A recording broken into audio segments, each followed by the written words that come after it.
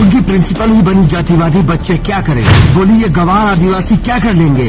विधायक हैरान। मासूम बच्चियों ने सुनाया जातिवाद का दर्द, क्या इसीलिए यूजीसी से घबरा रहे जातिवादी? 2 दिन पहले चंद्रशेखर आजाद के जंतर मंतर पर प्रदर्शन में आने वाले कथित पत्तलकार हंगामा काट रहे थे, बोल रहे थे जातिवाद कहाँ है? तो देखो आंखें खोलकर, ये मध्य प्रदेश का सरकारी स्कूल है, जहाँ की छोटी छोटी मासूम बच्चियाँ विधायक से क्या बोल रही हैं, वो क्या शिकायत कर रही हैं, और जरा भी आंखों में शर्म हो तो ये सुनकर कहीं चुल्लू भर पानी ढूंढ लेना। जो सामान नहीं मिले ना, हम मैम को बोलते तो मैम प्रिंसिपल मैम को बोलते तो प्रिंसिपल मैम ने हम पे ये आंसर बोला कि ये आदिवासी गवार है, ये क्या कर लेंगे, ये तो आदिवासी गवार है और आगे से क्या फंड आता ही नहीं। ऐसा कोई बात नहीं। देखो अब हम लोग है ना, सिर्फ आपकी समस्या सुन लेना। अब हमारे बिल्कुल परीक्षा पास में आ गया, तो हम परीक्षा की बात करें।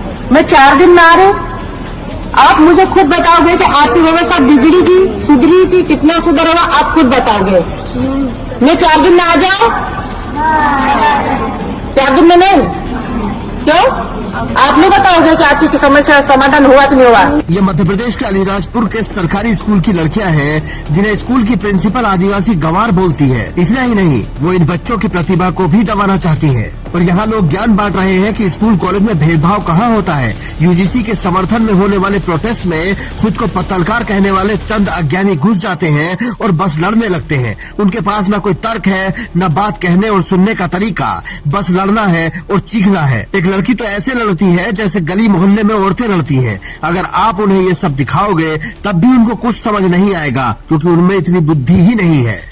मैम, अगर अभी आपने प्रिंसिपल मैम को नहीं निकाला ना, और टीचर्स ने हमारी वीडियो बनाई थी ना, प्रिंसिपल मैम खुद के प्रिंसिपल ऑफिस रूम में बुलाकर अभी वीडियो कॉल ने चिल्लाया था, और वो दीदी उनकी टारगेट में हो गई। कोई टारगेट में नहीं होगा, कोई चिल्लाएगा भी नहीं। प्रिंसिपल मैम को अभी मैं सबके सामने बोल रही हूँ, प्रिंसिपल मैम आपसे बहुत अच्छे से बात करें। मेरी बात सुनो इधर, है ना तो किसी को टीसी मिलेगी, ना कोई टारगेट करेगा, ना कोई हमारा रिजल्ट बिगाड़ पाएगा।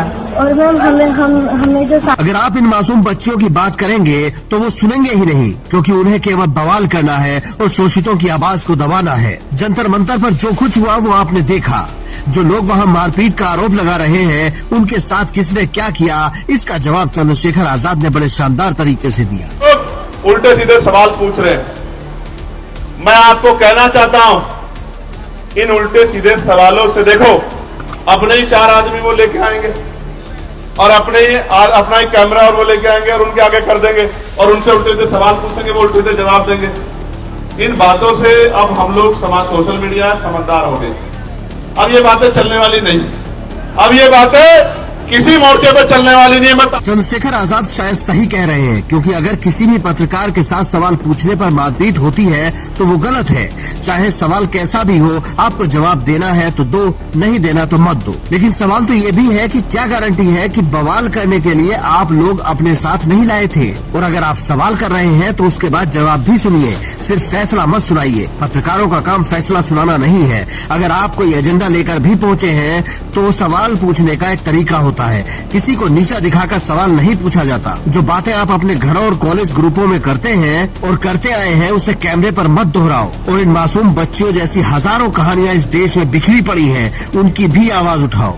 हम गारंटी देते हैं आपको अच्छा लगेगा, मन शांत होगा और रात को अच्छी नींद आएगी। हर बार गुस्सा करना, सवाल के बाद जवाब न सुनना और अपनी ही बात को सही मान लेना जरूरी नहीं होता। आप भी कमेंट करके अपनी राय दें और स्टोरी को शेयर जरूर करें, ताकि ऐसी जातिवादी प्रिंसिपल